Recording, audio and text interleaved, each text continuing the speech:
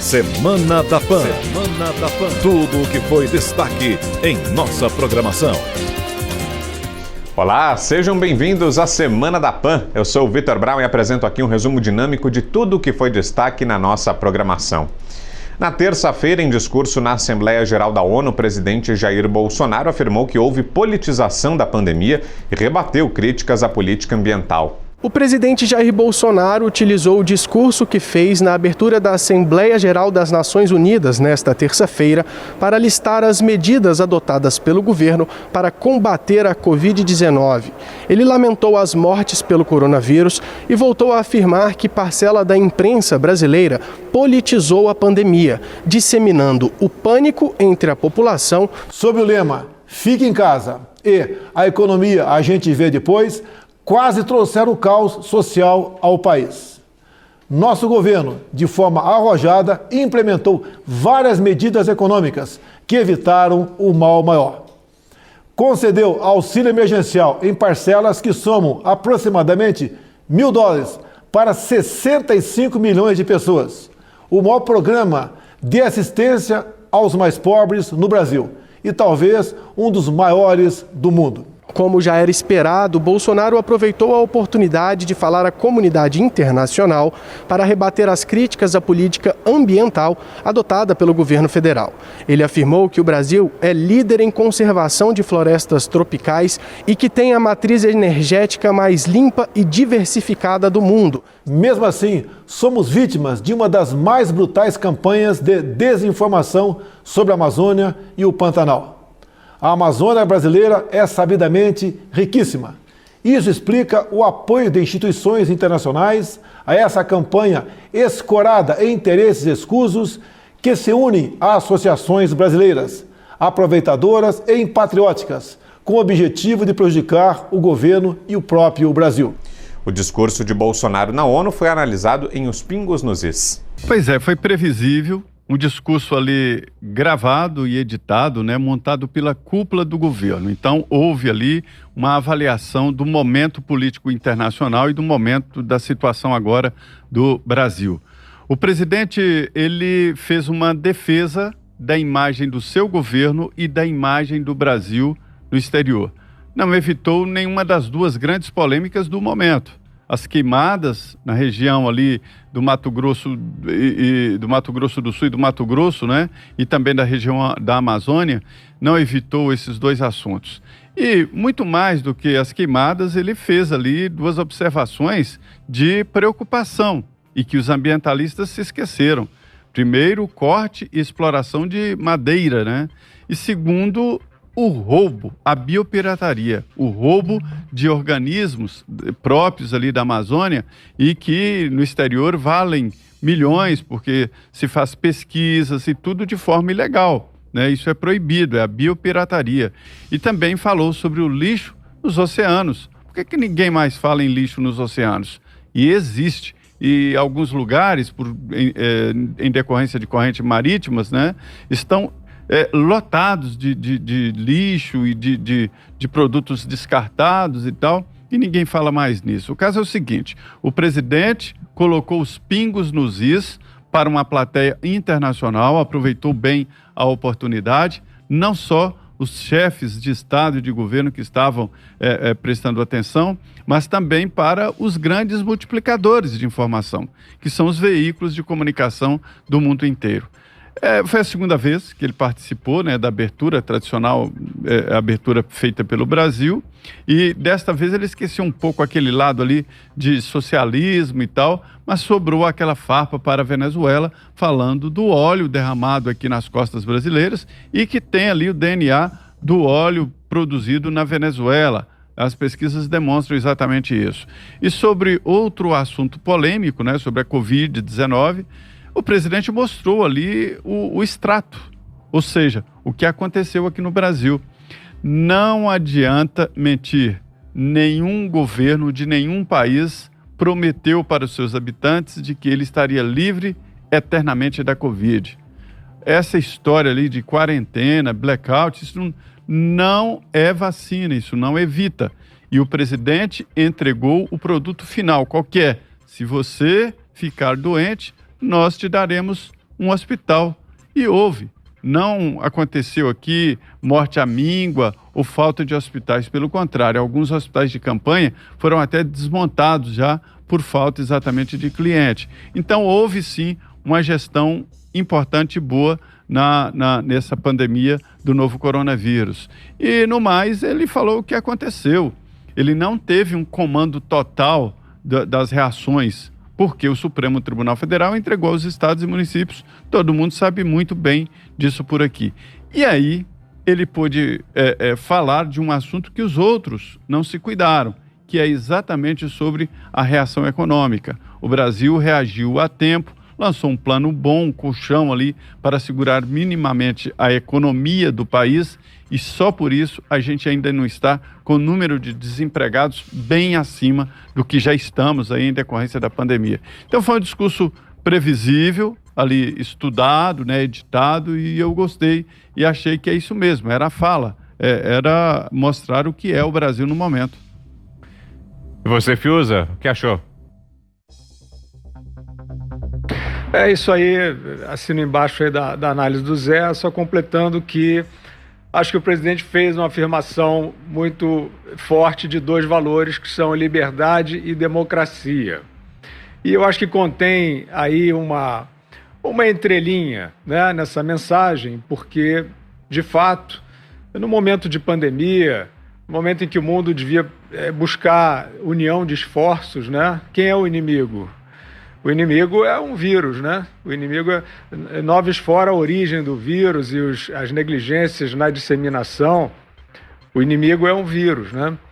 Mas a gente percebe que no caso do Brasil, do Estado Nacional Brasileiro, tentou-se criar, né, quer dizer, uma fantasia de um mandatário que seria uma espécie de um aliado do vírus e um aliado das agressões ao meio ambiente, né? Então, por isso que é um discurso, de alguma maneira, defensivo, mas afirmativo, né? E ele afirma muito claramente esses dois valores, liberdade e democracia. E é muito interessante porque nessas fantasias criadas a respeito do que se passa no Brasil, que é um país que é colocado, né, por alguns oportunistas, alguns estadistas e outros oportunistas políticos,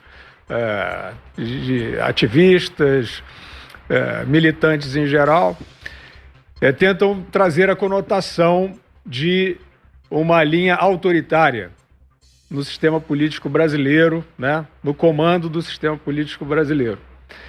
E o presidente Bolsonaro, com seus erros, seus acertos, né, e bastante, evidentemente, como todos os chefes de Estado, numa situação muito confusa trazida pela pandemia, uma coisa que ele pode afirmar e pode ostentar é o exercício da democracia, o que é muito doloroso, né, para alguns desses interlocutores ouvirem, né, porque o meio de vida de vários desses, hoje em dia, é essa lenda de que o Brasil, e os Estados Unidos também, né, estão sob uma sombra nazifascista, né?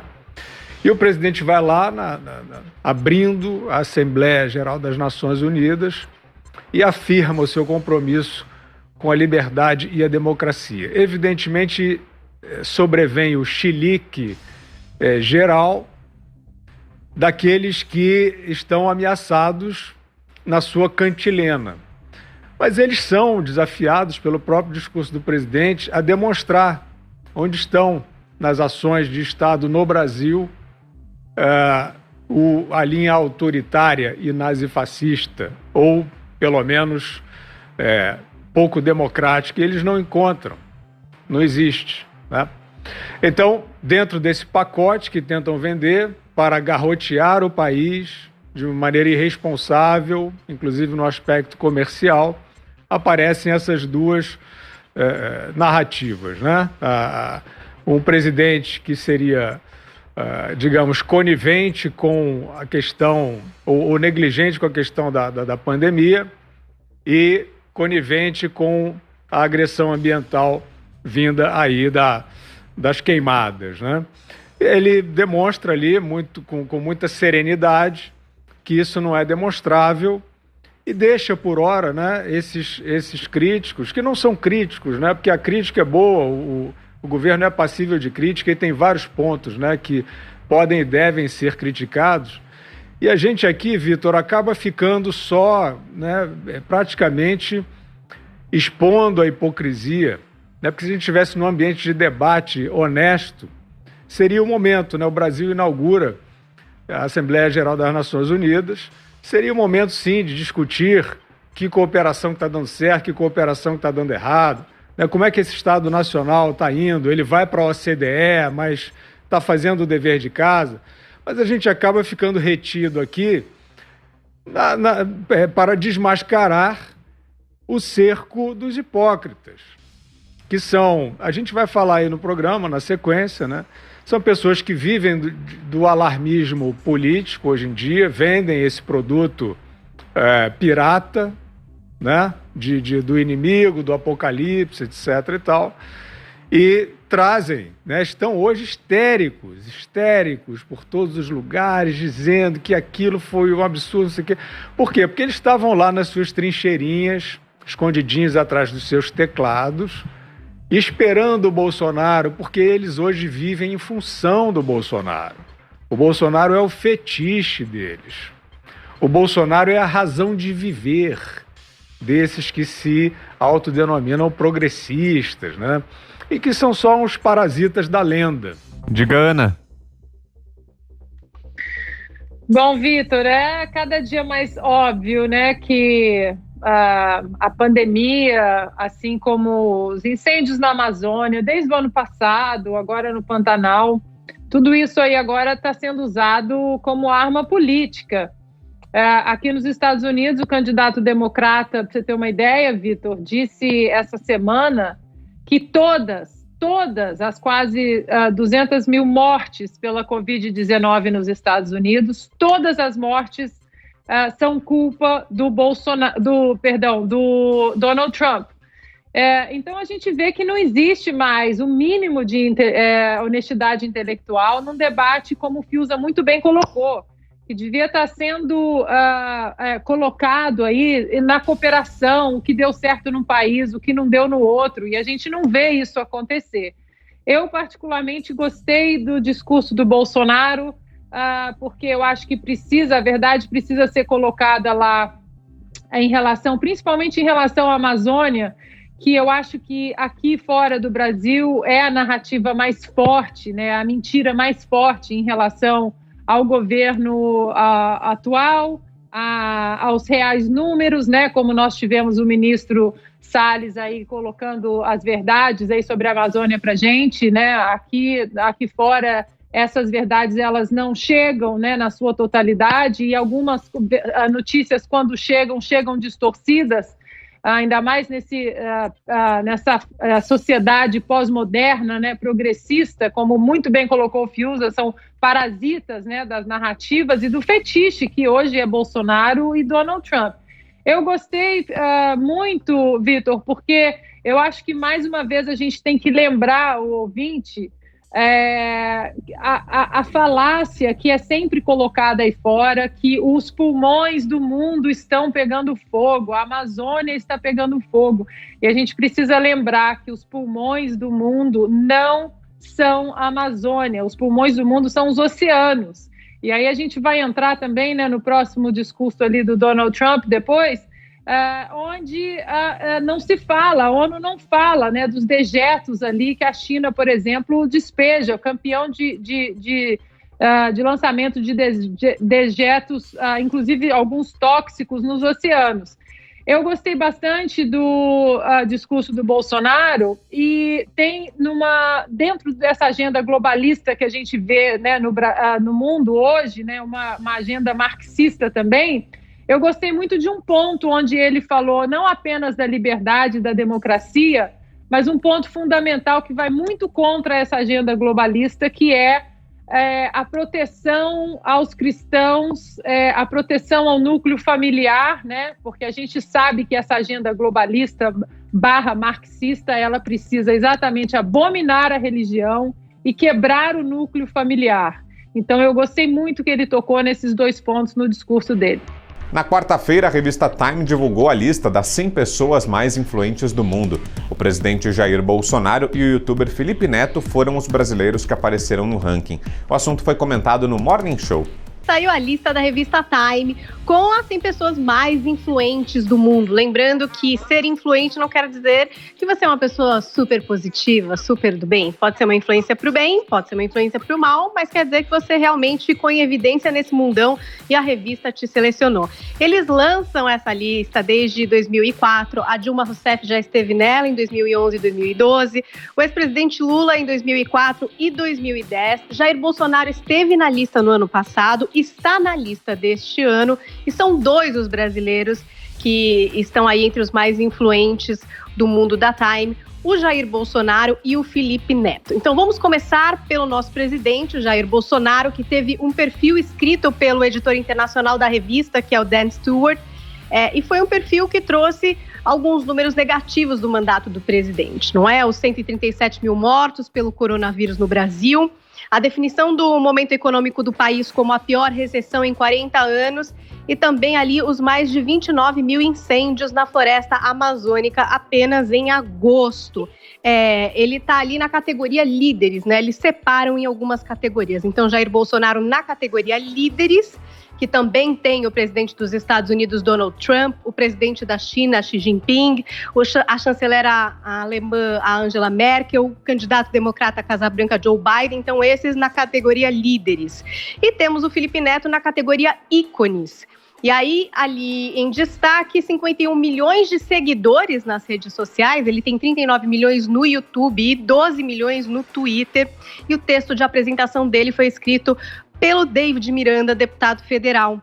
Então, ali destaca-se a trajetória do Felipe Neto, de origem humilde, 10 anos de trabalho de criação de conteúdo no YouTube, atingindo rapidamente fama, público jovem, enorme, leal e patrocínios lucrativos. E aí também é pontuada a guinada em 2018, quando o Felipe resolve usar ali a sua popularidade para se opor a Jair Bolsonaro. E também é mencionado aquele vídeo que a gente tratou aqui no Morning Show, que foi divulgado em julho pelo New York Times, em que ele aponta o Bolsonaro como o líder mais destrutivo no mundo na pandemia de Covid-19. Nessa mesma categoria, a gente tem outros indicados também, como, por exemplo, as fundadoras do movimento Black Lives Matter, a professora americana Angela Davis e também a jogadora de futebol, a Megan Rapinoe.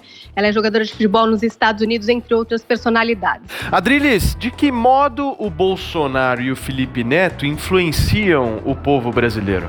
Bom, primeiro, Bolsonaro realmente é um influenciador real, não só como líder, mas como ícone, como personificação viva do homem comum brasileiro que se insurge contra essa ditadura cultural pseudo-progressista, né? Os pseudo-progressistas achavam que falavam pelo povo, pseudo-progressistas, juízes, jornalistas, artistas, e descobriram que quem fala pelo povo, quem foi eleito diretamente pelo povo, que é uma voz popular, quer seja vulgar ou não, é o Jair Messias Bolsonaro, porque ele é a reação concreta contra exageros de uma política identitária que persegue pessoas, que chama as pessoas de preconceituosas, contra os exageros do politicamente correto, que cerceia o pensamento das pessoas, incutindo preconceitos nas pessoas, pseudo-preconceito nas pessoas, a favor de uma voz de segurança pública, que combate o mal pela raiz e não quer justificar a índole das pessoas pela sua origem social, ou seja, o povo acredita em índole, a maioria do povo pobre brasileiro acredita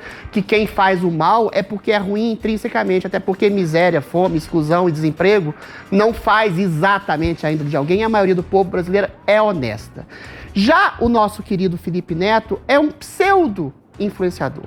Ele influencia realmente adolescentes e crianças e adultos que ainda não cresceram. A prova disso, uma prova cabal numérica, ao estilo Samidana, ele tem 51 milhões de seguidores? Tem. Mas quando ele vai fazer uma live do tipo, como o Barroso, o supremo pavão ativista, como diz o nosso querido Constantino, dá 10 mil. 10 mil pessoas assistindo. Ou seja, as pessoas não têm interesse intelectual na figura do Felipe Neto. As pessoas têm um interesse anedótico. porque ele imita a foca, ele faz piadinha politicamente correta, foi assim que ele angariou seu público. Só que os pseudo-progressistas o adotaram como mascote achando que ele fala ao povo. Ele não fala. Ele fala a crianças e ele fala a bolha pseudo-progressista. Ou seja, o nível de influência dele é ínfimo, mas é catalisado, é explodido pela impressão que dá o Twitter e as redes sociais que aquilo faz parte do povo. O povo nem sabe quem é Felipe Neto. Muito bem, Zé Maria Trindade, influenciado pela nossa hashtag de hoje, eu quero saber o seguinte do senhor. Quem é o seu influenciador favorito? Eu tenho dificuldades de responder essa pergunta porque eu lido com vários, né? Com muitos, entre eles o Adrilles, é claro, um grande influenciador. Mas o meu é você, Zé Maria. Que falso, ele nem usa a internet direito. Como você é falso, Adrilles?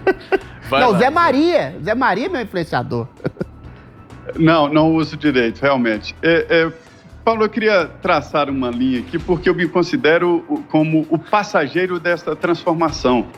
Quando eu me formei, cheguei na redação do Estado de Minas, em Minas Gerais, o maior jornal diário dos diários associados, enfim, o maior naquela época, né? E era o veículo de comunicação. Aí a gente via lá, assim, uma redação fumaçada, cheia de gente fumando, com máquinas de datilografar, encebadas e tal. Era esta a linha da redação, né? Então, a partir daí, a coisa foi mudando e houve a introdução de uma grande invenção que se chamava máquina de escrever elétrica, com esfera e tal, e a partir daí a coisa se desenvolveu. E logo depois eu conheci a internet, né? E durante todo esse debate se dizia, isso vai substituir o jornal. E diziam para mim, não, isso só aconteceria se houvesse a possibilidade de você pegar um computador e levar para o banheiro, por exemplo. Como ler o jornal num computador desse no banheiro? Quer dizer, um computador imenso. E agora a gente vê que houve essa transformação. E no Congresso Nacional eu via vários parlamentares e partidos políticos entrando para a área da informática. Me lembro muito bem que o Álvaro Dias era o parlamentar que mais lidava com a internet e que mais tinha seguidores na época através do e-mail. Ele usava o e-mail, fazia grupos de e-mail e tal, e era um grande influenciador. E de lá para cá, o que eu posso dizer, né, nesse acompanhamento é de que não adianta você se modernizar tecnologicamente. É preciso ter o que no jargão daqui de Brasília, de jornalismo, diz, é preciso ter garrafa para entregar, ou seja, é preciso ter conteúdo. Então não adianta bancar a moderninho, entrar nas mídias, se atualizar, trocar imediatamente de mídias. É preciso ter conteúdo, é preciso ter mais do que meio, é preciso ter o conteúdo, né? A história antiga do meio e mensagem. Então a gente vê hoje o seguinte, de um lado, Jair Bolsonaro é realmente um ícone, ele aproveitou essa linha moderna, mas não é só, porque vários tentaram. Eu vi vários deputados e vários senadores tentando influenciar através das mídias sociais, mas poucos conseguiram. E, do outro lado, também a gente vê que um antagonista ao presidente Jair Bolsonaro consegue esta situação de influenciador. Então, resumo, não adianta só se modernizar tecnologicamente, é preciso ter conteúdo, é preciso dizer algo. Para resumir, é aquilo que eu digo sempre, eu comparo uma casa de marimbondos, né? Você quer ter seguidor, cutuca lá, e aí você vai ter, sim, os seguidores. Essa é a história da influência. Muito bem. Zé Maria Trindade, o nosso novo Adrilles deste programa. Adoro os seus comentários, Zé. Muito bem. Joel Pinheiro da Fonseca gostaria de ouvi-lo agora sobre os seus influenciadores. Felipe Neto mexe com você de verdade? Olha, o Felipe Neto, eu devo dizer que eu estou bastante surpreso com a qualidade das intervenções que ele tem trazido para o debate público. Ele já andou... Antes ele era totalmente alienado das discussões, né? Mas hoje em dia ele às vezes fica um pouco mais radical, acho que exagera um pouco, vai muito para a esquerda, mas outras horas ele tem estado também bastante moderado. Ontem mesmo eu vi um tweet dele dizendo sobre o risco e o problema que as redes sociais estão trazendo aqui para a sociedade, para o Brasil e para o mundo todo, no sentido da radicalização, das pessoas estarem incapazes de se ouvir. Claro, né, ele alguns meses atrás deu uma ajudinha nesse processo aí com o radicalismo dele. Mas enfim, é alguém que eu vejo que está aprendendo e que está se amadurecendo. Eu espero que possa ter um impacto aí positivo na comunicação e no debate público brasileiro. Mas sabe que quando eu estava chegando aqui para o programa, eu estava pensando que influenciador eu vou mencionar, né? Daí eu pensei, acho que eu vou mencionar o Adrilles. Mas agora com a fala que eu ouvi do Adrilles, eu fiquei triste, Adrilles. Você abandonou o adrilismo e você se converteu no bolsonarismo mais rasteiro, né? Meu Deus. Só porque o Bolsonaro ganhou com 55%, ele é a encarnação do povo, parece que é o Messias que chegou para nos salvar. A Dilma teve isso em 2010, ela é a encarnação do povo, por isso o presidente ganhou, com voto popular, normal. Nem por isso ele passa a ser uma espécie de enviado dos céus para representar os anseios da população e que a voz do verdadeiro povo. 57 milhões de vozes, um país de 210 milhões de habitantes. O povo brasileiro é muito maior do que as bravatas do Jair Bolsonaro nas redes sociais. Agora, num mundo que está ficando cada vez mais radicalizado, em que as pessoas preferem o meme, preferem a lacração, a lacrada na rede social, do que o debate, do que o argumento, sem dúvida alguma, eu entendo perfeitamente que na revista Time estejam Bolsonaro e Felipe Neto. Acho que até casa bem. Ô Joel, eu não estou falando que o Messias é o enviado ungido de Deus. Ele teve 57 milhões, mas as pautas que ele atacou, que ele colocou, são pautas populares, de segurança pública, de luta contra o politicamente correto, de uma luta contra uma classe intelectual que teogeriza pela classe média trabalhadora. A Marilena Chaui falou que tem nojo da classe média, ou seja, uma série de sintomas, e eu falei que ele pode até ser vulgar, e o povo pode ser às vezes meio vulgar, vulgo vem de povo, né? Então, eventualmente, ele personifica isso como nenhum outro presidente. A Dilma foi um poste eleita pelo Lula. O Lula, sim, personificava a ascensão de um operário trabalhador o status quo político, né? Depois decepcionou todo mundo. O Bolsonaro pode decepcionar todo mundo no futuro. Até agora não tem decepcionado e fala diretamente ao povo como nenhum outro presidente falou realmente. Enquanto a Globo, por exemplo, mostra ele jogando sinuca no braço do povo, sem máscara, aqui deu uma campanha, o povo se identifica exatamente com essa imagem. Se é bom ou é ruim, é outra coisa. E essa voz ditatorial de uma cultura subliminar da Time, que faz uma série de mentiras sobre o Bolsonaro, é exatamente a ojeriza de um pseudo-progressismo cultural ditatorial tem em relação ao povo pela qual ela achava que representava.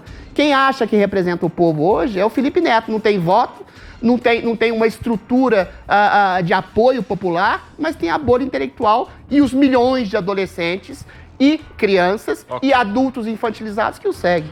Para fechar, Joel, por favor. Mas adultos infantilizados que também seguem. E você viu que os adultos infantilizados estavam fazendo no programa do Siqueira Júnior outro dia, né? Lá os filhos do Bolsonaro, você fazendo a dancinha. Gosta de diversão. Pensando sobre uma coisa. Esses são os adultos infantilizados. Isso, maconheiro, dá o boga, não sei o quê. Isso não é ser infantilizado? Não é isso ser infantilizado? Um senador e um deputado federal. Você está criticando adultos infantilizados. Acabei de dizer que pode ser vulgar, não tem problema. Adultos infantilizados são aquilo. Na quinta-feira, uma pesquisa CNI-Ibope apontou que o governo Jair Bolsonaro atingiu o maior nível de popularidade desde o início do mandato. Pela primeira vez, o presidente Jair Bolsonaro chegou a 40% de aprovação. Este é o percentual dos que avaliam o governo como ótimo ou bom. É o que mostra a pesquisa do Ibope, encomendada pela Confederação Nacional da Indústria. Pelo levantamento, 29% dos entrevistados avaliam o governo como regular e outros 29% como ruim ou péssimo. 2% não responderam. Além disso, 50% aprovam a maneira de Bolsonaro governar, enquanto 45% desaprovam. As perspectivas em relação ao restante do governo são de ótimo ou bom para 36%, regular para 29% e ruim ou péssimo para 30%. Porém, 51% ainda dizem não confiar no presidente. 46% confiam. As áreas mais bem avaliadas pelos entrevistados são segurança pública, com 51% de aprovação, e combate à fome e à pobreza, com 48%. Segundo a pesquisa, o governo tem 44% de aprovação na educação e 43% na saúde. Já as áreas com pior avaliação são impostos, com 28%, taxa de juros, com 30% e meio ambiente, com 37%. De acordo com a CNI, a pesquisa ouviu 2.000 pessoas entre os dias 17 e 20 de setembro em 127 municípios. O resultado do levantamento foi comentado no 3 em 1. Para a gente começar fazendo análise aí dessa pesquisa Ibope, que saiu faz pouquíssimo tempo, Josias de Souza. Essa pesquisa do Ibope foi feita por encomenda da CNI. Ela confirma um quadro detectado em sondagens de outros institutos. Em termos de popularidade, o presidente Bolsonaro vive o seu melhor momento desde a posse. Em 9 meses, a taxa de aprovação subiu de 29% para 40%. Isso não é pouca coisa. O detalhamento da pesquisa reforça a impressão de que essa aprovação do presidente subiu o elevador, sobretudo por conta do auxílio emergencial que o governo teve de pagar a 65 milhões de brasileiros durante a crise sanitária. O Ibope avaliou a atuação do governo em 9 setores. A gestão do Bolsonaro só obteve nota azul em um desses setores, que foi a segurança pública, que foi aprovada por 51% dos entrevistados e reprovada por 45%. No quesito combate à fome, o Vale Corona de R$600, que agora foi reduzido para R$300, ele produziu ali um equilíbrio. Registrou-se uma aprovação de 48% e uma reprovação de 49%. Praticamente ali um empate. Nas outras 7 áreas, o governo recebeu nota vermelha. No meio ambiente, foi reprovado por 57%, aprovado por 37%. Na saúde, reprovação de 55%, aprovação de 43%. Na educação, 52% reprovaram a atuação do governo, 44% aprovaram. No combate ao desemprego, aí é um índice altíssimo de reprovação, avaliação negativa de 60% e a aprovação só de 37%. Combate à inflação, 56% reprovaram, 38% aprovaram. Taxa de juro, 64% reprovaram, 30% só aprovaram. Mostra que a taxa de juro, o juro básico é baixo, mas lá no bolso do consumidor, na ponta, ele bate muito alto ainda, então daí essa reprovação. Impostos, 67% reprovaram, 28% apenas aprovaram. Esses resultados, como que explicam a obsessão do presidente em colocar alguma coisa no lugar do auxílio emergencial a partir de janeiro. O Ibope revelou que uma das maiores altas de popularidade do Bolsonaro foi registrada entre os eleitores com renda familiar de até um salário mínimo. Os pesquisadores foram às ruas, pelo que está informado na pesquisa, de 17 a 20 de setembro, período de carestia dos alimentos da cesta básica, nós comentamos aqui. E é importantíssimo notar que as piores avaliações, elas ocorrem, nessas avaliações setoriais, elas ocorrem em áreas administradas pelo ministro Paulo Guedes. Desemprego, inflação, juros e impostos. Uma evidência de que o futuro eleitoral do presidente passa pelo posto Ipiranga. Então o Bolsonaro acerta quando mira na criação de um programa qualquer de renda mínima e é preciso que o governo cuide dessa área que é essencial, que é a área econômica. O projeto do presidente, o projeto político dele passa pelo posto Ipiranga. Constantino, a sua análise da pesquisa Ibope que avaliou a gestão do presidente Jair Bolsonaro, por favor. Vamos lá, Paulo. Bom, é uma ótima notícia para o presidente, né? E péssima notícia para a sua oposição. Hoje, por exemplo, numa certa emissora, né, que faz bastante oposição, tinha um clima de velório. E é fácil entender o motivo, né? Pandemia, com a narrativa de que ele é um sociopata, insensível e obscurantista. Pantanal queimando e a culpa dele, esquece a Califórnia, a Argentina. E a economia, né, numa situação muito delicada, e aí também esquece a pandemia, porque tudo tem que ser culpa do presidente. E, não obstante, ótimo, bom e regular somam 69%. 7 a cada 10 entrevistados, basicamente, acreditam que o governo é de regular para ótimo, né? E apenas 29% acham que é ruim ou péssimo. Isso com toda a artilharia da oposição, da mídia voltada contra o presidente. A narrativa dessa mesma mídia militante, né, vai ser, obviamente, a de que tudo isso se deve ao Corona Voucher, né? Isso pode pegar na margem algum crescimento, claro, a própria pesquisa constata isso, é inegável, mas quando a gente avalia esse quadro, né, lembrando, quase 7 em cada 10 brasileiros acham o governo de regular a ótimo, né? O Nordeste é a pior taxa. O Nordeste é a pior taxa, repetindo, e de longe. No Nordeste, somente 33% consideram o governo ótimo e bom. 1/3 apenas. Ótimo e bom, né?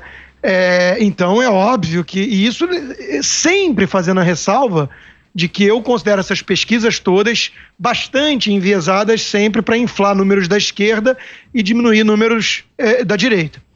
O principal item, né, de aprovação é a segurança pública. As pessoas estão sentindo melhoria nesse quadro, o que mostra por si só que não é só o Corona Voucher. Alguns acham que é automático distribuir dinheiro e reduzir criminalidade. Vai explicar isso com o que aconteceu no Nordeste durante a era petista, né? Então não é verdade, isso é outra falácia vendida pela esquerda, pelos jornalistas que acham que criminalidade se deve a bolso apenas, né? E outra coisa que chama atenção na pesquisa, né, que vai ao encontro daquilo que eu falo muito aqui, é a postura da imprensa, né? Os entrevistados, 43% consideram que a imprensa martela ali notícias desfavoráveis ao governo. E apenas 25% acham que são notícias imparciais, né? Ou seja, o tal viés esquerdista da mídia é um fato notório, bem documentado, bem evidente, e que só é negado por quem está dentro dessa bolha progressista corporativista da mídia, né? Agora, feito toda essa análise, o que está preocupando de fato no governo, né, em termos de tendências, é a situação do ministro Paulo Guedes. As cenas que ganharam as redes sociais ali do ministro Ramos afastando o Paulo Guedes de uma entrevista, tudo, isso não pegou bem, né? Tem a narrativa de que agora tem uma centralização de comunicação e articulação e tudo. O governo não quer que fique vazando da equipe econômica, coisa para jornalistas que usam isso depois como artilharia contra. Tudo isso é legítimo, né? Mas o Paulo Guedes não é alguém da equipe e não está falando em off. Ali ele estava explicando alguma coisa, ele é o posto Ipiranga ou não é, né? Então isso aí é que o presidente vai ter que deixar claro nos próximos meses, se ele quiser que essa popularidade, que não é apenas Corona Voucher, né, continue. Ele precisa retomar a agenda de reformas e aí não vou dizer que o céu é o limite, porque tem sempre ali 25% do Brasil casado até com o PT, né? Então isso aí ele não vai conquistar nunca, que são pessoas que preferem virar Venezuela a que o Brasil tem alguma chance de dar certo. E só para fechar sobre pesquisa, saiu também da Datafolha sobre eleição municipal, e o Boulos, né, o invasor de propriedades do PSOL, da extrema esquerda, tem 9% de aprovação. Só que olha que interessante, dando já o desconto, né, da Datafolha, mas vamos aceitar que seja 9%. 17% entre os ricos e só 2% entre os pobres. Ou seja, o PSOL, como todo mundo já sabe, é o partido da elite. É o partido da elite culpada, dos ricos, entediados, que acham legal flertar com radicalismo revolucionário. E o Bolsonaro, né, como vemos, não é só o presidente dos pobres, porque ele tem muito apoio no Sul, em regiões mais ricas, e Nordeste é a menor aprovação. Mas está melhorando no Nordeste. E ele está cada vez mais seduzindo exatamente aquele público que ficava muitas vezes ali à mercê da turma do PT e tudo mais. Daí a gente entende o desespero da turma do contra. Thaís, a sua vez. Paulo, aqui eu queria fazer essa comparação, que é a seguinte: olha, a última pesquisa do mesmo instituto, do Ibope, tinha sido em dezembro de 2019, né? Faz 9 meses. E daí, o que ela mostrava? Em relação a essa pesquisa que saiu agora, ela mostrava um índice menor de avaliação ótimo e bom para o presidente Bolsonaro e mostrava um índice maior de ruim e péssimo para o presidente Bolsonaro. E mostrava um índice de regular mais ou menos igual a esse de agora. Então, o que isso quer dizer? Eu aprendi com especialistas em pesquisa que é o seguinte: o pessoal que avalia o governo como regular é o pessoal que se movimenta, que muda de opinião. Quem fala que o governo é ótimo ou bom, tende a continuar achando que o governo é ótimo ou bom. Quem fala que o governo é ruim e péssimo, tende a continuar achando que o governo é ruim e péssimo. Mas quem está nessa faixa regular tende a se movimentar, tende a mudar de ideia, ou achando que o governo é ótimo e bom, ou achando para baixo, que o governo é ruim e péssimo. Então fica claro que de dezembro de 2019 para cá, esse pessoal do regular se movimentou para cima, passou a avaliar melhor o governo Bolsonaro. Aos olhos do pessoal que considerava regular o governo melhorou, ficou ótimo ou bom. Por isso que esses índices engordam e os índices de ruim e péssimo diminuem. Agora, a questão para o presidente Bolsonaro e para os bolsonaristas, a questão é a seguinte: tem que entender que agora o viés é contrário, o viés é de baixa. Por quê? Porque agora a gente tem inflação, a gente tem desemprego em alta, a gente tem uma crise econômica aí pela frente. Então, a tendência é que esse pessoal que hoje avalia o governo como regular, que são quantos? 29%, a tendência é que eles tendam a avaliar o governo para pior a partir de agora, porque todos os índices, principalmente econômicos, devem piorar, por causa da pandemia, inclusive, né? Então, daqui para frente, tendência, é natural e é provável que a avaliação do presidente piore. Ou seja, a avaliação dele nunca teve tão alta e nunca teve tão perto de cair. E daí também a gente tem que notar o seguinte: é claro que avaliação e mesmo aprovação de governo é muito diferente de intenção de votos. Mas a gente tem que ficar de olho nesse número cabalístico aí, que é 35% de intenção de votos. É esse o número que vai definir se o presidente Bolsonaro vai para o segundo turno. Então, o presidente Bolsonaro, a partir de agora, vai fazer de tudo e mais um pouco para não ficar muito longe desse piso de intenções de votos de 35%.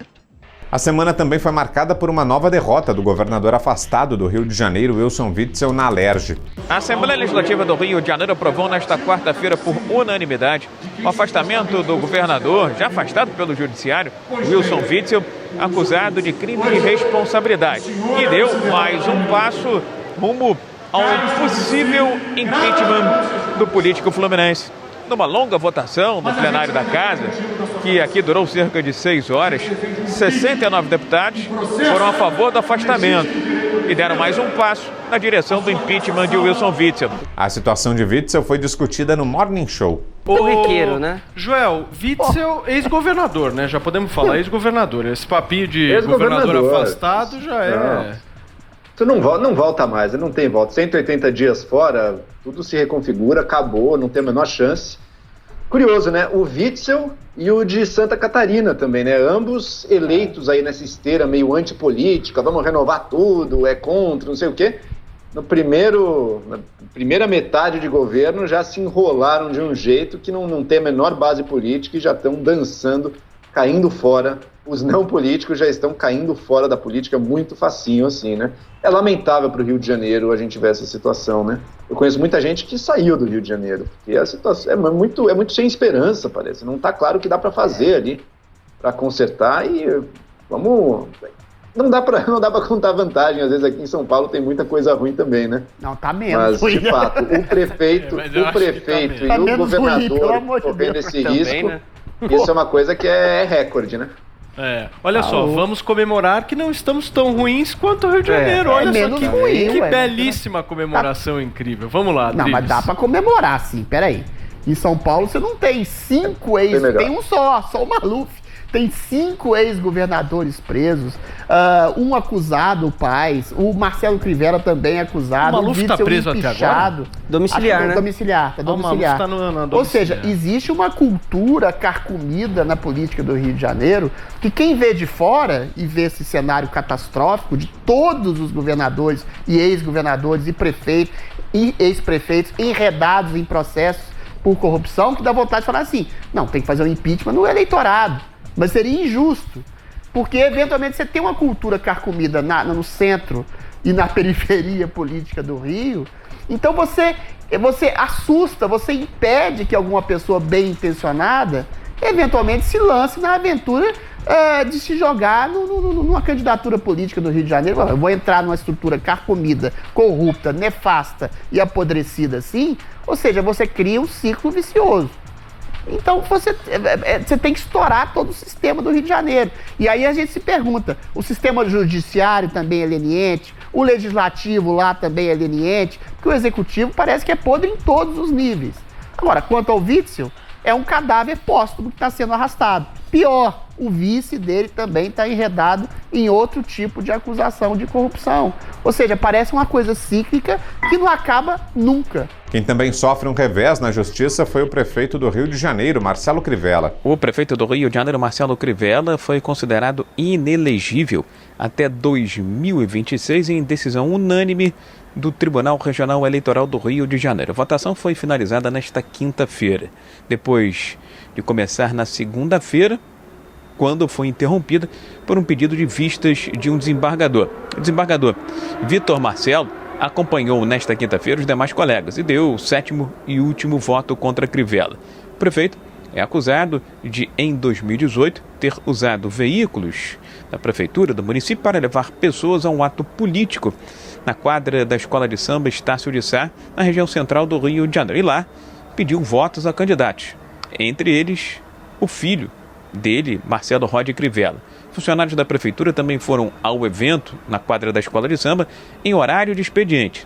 A defesa de Marcelo Crivella contestou o julgamento nesta quinta-feira, uma vez que um desembargador do colegiado TRE atuou em uma ação contra a Prefeitura do Rio de Janeiro em defesa de uma concessionária que está em litígio com o município. O advogado de defesa de Crivella, Rodrigo Roca, que também defende o senador Flávio Bolsonaro, disse que a sessão foi nula, uma vez que não foi dado a ele o direito de defesa. A decisão desta quinta-feira ainda é passível de recurso, tanto no TRE quanto no TSE, ao ser questionado por mim se Crivella poderia concorrer à eleição municipal deste ano. Roca não foi muito incisivo, afirmou que essa é uma questão discutível. No entanto, o prefeito Marcelo Crivella disse através de nota que com certeza estará na disputa eleitoral desse ano, apesar do revés do TRE.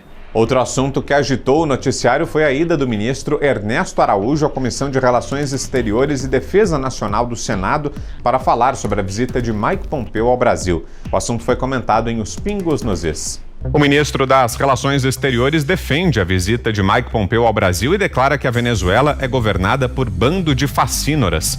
Convocado para falar no Senado, Ernesto Araújo reiterou que a vinda do secretário americano a Roraima foi legítima e nega motivos eleitorais.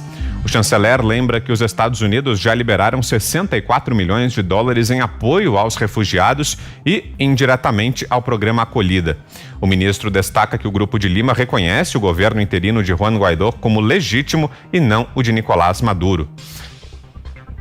Guaidó faz parte do Grupo de Lima, que é o grupo de países latino-americanos, caribenhos, Canadá, que tenta trabalhar pela democracia na Venezuela. Né? Então a Venezuela está ali presente. Então é importante que a gente não use a palavra Venezuela para se referir a esse bando de facínoras que ocupa o poder ainda na Venezuela, né? Pelos quais a gente, né, só tem desprezo e justamente, me parece. Questionado pelos senadores, Ernesto Araújo reiterou que a Operação Acolhida em Roraima é elogiada por instituições internacionais. O ministro das Relações Exteriores se diz orgulhoso pela visita de um representante do governo americano. É uma iniciativa com enorme apoio internacional, de organismos internacionais, e nos dá muito orgulho que ela seja visitada, no caso, pelo secretário de Estado Mike Pompeo. É importante lembrar que os Estados Unidos são, em primeiro lugar, o maior financiador das operações da Agência das Nações Unidas de Refugiados e da Organização Internacional de Migrações no mundo. E, especificamente, o governo norte-americano já destinou mais de 64 milhões de dólares para o financiamento de atividades e apoio a migrantes e refugiados venezuelanos no Brasil. Durante a sessão, o senador pelo PT, Rogério Carvalho, elevou o tom contra o ministro que tinha citado a corrupção nos governos de Lula e Dilma Rousseff.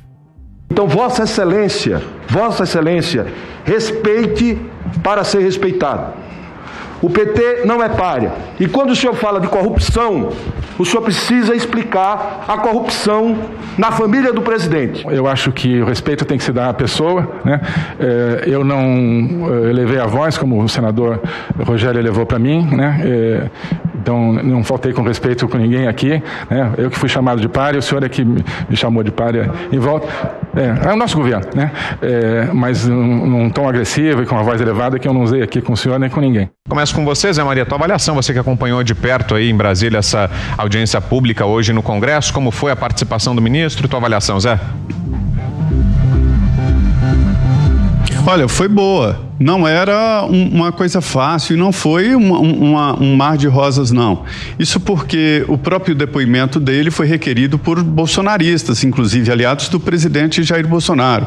O que aconteceu é que o ministro Ernesto Araújo levou Mike Pompeo diretamente para a fronteira Brasil-Venezuela, lá em Roraima, e aí rolou aqueles ciúmes, rolou aquela inveja, e você sabe que a inveja e ciúmes, elas são presentes em todas as grandes decisões da humanidade. E não seria diferente desta vez. Mike Pompeo não veio aqui para os salamaleques políticos, passar pela Câmara, cumprimentar o presidente, cumprimentar o Senado, visitar Brasília, e foi direto, e isso acabou provocando pruridos até na base governista. Por outro lado, também as indicações, 32 indicações para representações no exterior, inclusive o embaixador dos Estados Unidos, que falou ontem aqui nos Pingos nos Is, né?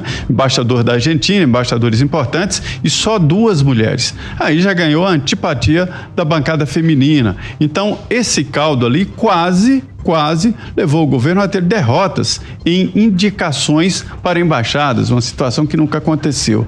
E aí houve depois a negociação e ele se comprometeu a ir ao Congresso Nacional se explicar, e foi isso que aconteceu. Olha, Vitor, uma bancada forte de oposição foi ao ministro exatamente para colocá-lo numa situação difícil e não conseguiu. A primeira ideia era a seguinte, de que o Brasil estaria se aliando de uma forma muito desproporcional aos Estados Unidos e virando as costas para outros países, como China, nosso maior parceiro comercial, a própria Argentina aqui do lado, através de declarações políticas contra o atual presidente e tal. Mas a gente vê que politicamente o Brasil está descolado desses países. Mas isso não pode interferir nas negociações comerciais. As negociações são feitas através de vantagens comerciais e de interesses comerciais, e não por amizade. Não existe um país amigo ao ponto de importar alguma coisa mais cara, já que encontraria em outro lugar mais barato e melhor, né? Então, o nosso produto é bom, por isso que a China vem ao Brasil comprar, e principalmente tem em abundância, não precisa nem encomendar com um tempo muito longo, né? E existe essa diferença. E o pessoal da esquerda diz também que o presidente Jair Bolsonaro não se alia aos Estados Unidos, mas a uma facção dos republicanos, ou seja, o presidente Donald Trump. Se ele perder, dizem os adversários do presidente, o Brasil fica fora de se aliar com os Estados Unidos e também com os outros países. Isto não é verdade. E repito, relações comerciais estão descoladas de opiniões políticas. Esta que é a verdade. O ministro das Relações Exteriores continua forte no governo, é um dos ministros próximos do presidente Jair Bolsonaro e da família do presidente Jair Bolsonaro, e ele acabou cumprindo o que prometeu. Foi lá, enfrentou as feras e se saiu bem. Você, Fiuza? Era evidente, né, que o ministro ia se sair bem porque ele está do lado certo, né? Porque a Venezuela hoje é um estado bandoleiro. Ele chamou de facínoras, ele foi até econômico, né? São facínoras, criminosos, ladrões, né? Ditadores, desumanos e tudo que você possa agregar a isso, né? Cínicos, mentirosos. Eu digo cínicos e mentirosos porque não admitiram, né, o seu estado ditatorial. até hoje fazem uma fachada de democracia. E aí a gente entra, Vitor, no problema brasileiro, né? Porque tem uma parte aí, a presença do ministro no Senado em si é absurda para explicar o que não precisaria, justificar o que não precisaria de justificativa, né? Secretário de Estado americano em território brasileiro, o Brasil fazendo a aliança correta, diferentemente do que foi durante muito tempo com o partido daquele senador que deu um chilique lá, dá respeito à família do presidente, do Lula. Como respeito? O senhor pode provar? Não, está provado. A Lava Jato já provou todos os crimes de corrupção praticados pelo Lula, que enriqueceram sua família, enriqueceram seus correligionários. Está tudo provado, não tem que provar nada. Então, eu acho que é um escárnio, né, você, depois de um período de diplomacia, chamada terceiro-mundista, mas é uma diplomacia parasitária, fingindo que você está defendendo os fracos, mas que foi um acordo de corrupção na América do Sul, liderado pelo Lula, o partido desse senador aí que estava gritando agora há pouco contra o ministro das Relações Exteriores. Vamos deixar exatamente os papéis bem claros quais são, né? Quem está no papel do bandido e quem está no papel da autoridade. Então não há dúvida sobre isso.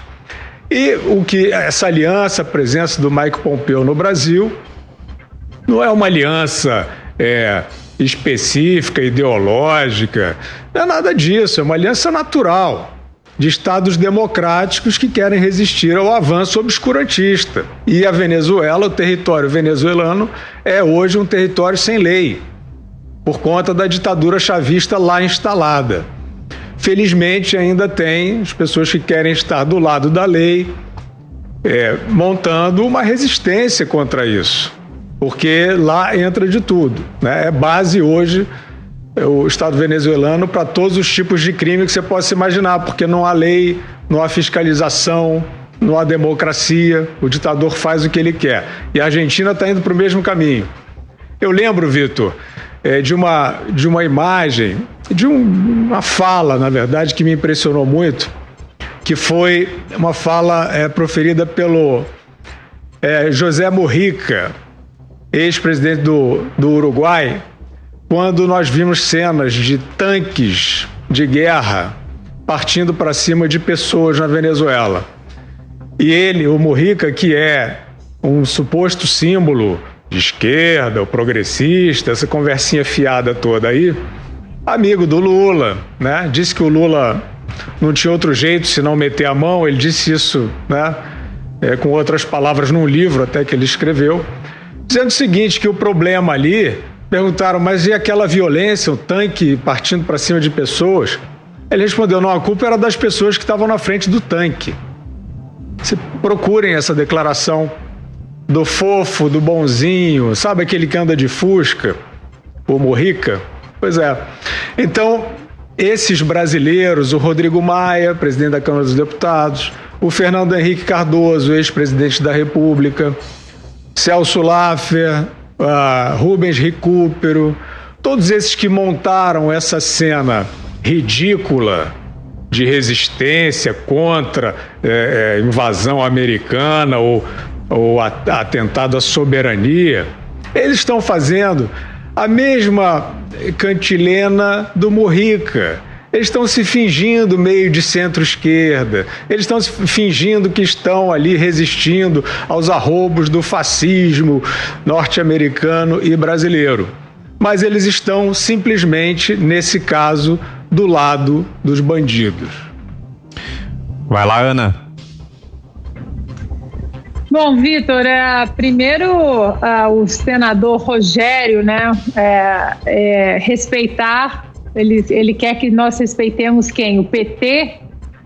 O PT aí que a gente não precisa nem ficar repetindo, né? A lista de desmandos e desses tentáculos todos aí corruptos, né? Dos governos petistas.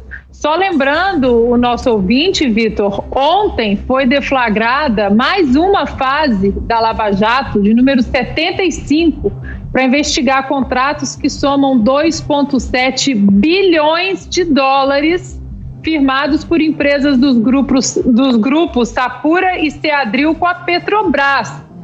E aí, senador Rogério, essa Petrobras aqui que está sendo investigada, esses contratos, é a Petrobras do Lula, da Dilma, do PT e de todos os esquemas. Fase número 75 da Lava Jato. A Lava Jato, como o Zé sempre coloca muito bem aqui, né? A Lava Jato é um trem que partiu da estação e não volta mais, porque vai pegar muita gente ainda.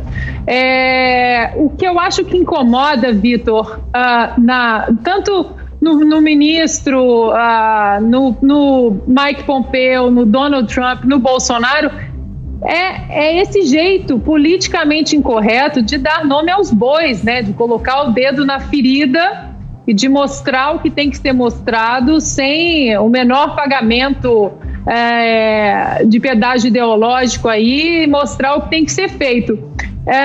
Em fevereiro desse ano, Vitor, eu estive em Washington, quando eu tive a oportunidade, inclusive, de conhecer o embaixador que entrevistamos ontem, e o Mike Pompeo, num discurso na CPEC americana, o Mike Pompeo, Donald Trump, eles foram muito duros, muito incisivos em relação ao socialismo, a brecar esse socialismo aí no mundo. Lembrando também, Vitor, que no último discurso do Donald Trump do Estado da União, né, do State of Union, um discurso ali que todo presidente faz para mostrar exatamente o Estado da União ali no Congresso, Guaidó estava presente. E aí o ministro está certo, existe uma pauta única mesmo, com todas as diferenças entre democratas e republicanos, não a ala mais radical do Partido Democrata, comandada por Bernie Sanders, que é um socialista, mas quando Donald Trump mencionou que os Estados Unidos lutariam pelo povo da Venezuela, que inclusive Guaidó estava ali presente e era o representante que os Estados Unidos reconheciam, ele foi aplaudido de pé, Vitor, por democratas e por republicanos. Então, eu continuo gostando muito que o Brasil continue de mãos dadas aí com os Estados Unidos agora, com nações prósperas e principalmente livres, do que como era nos governos petistas, né? Onde éramos amigos do governo do ditador venezuelano, ditadores africanos, Cuba. Eu acho que o nosso caminho aí está sendo bem trilhado, Vitor. Você acompanhou aqui a Semana da PAN, o resumo de tudo que foi destaque em nossa programação. Para mais informações, acesse jp.com.br. Um grande abraço e até semana que vem. Semana da PAN. Semana da PAN. Tudo o que foi destaque em nossa programação.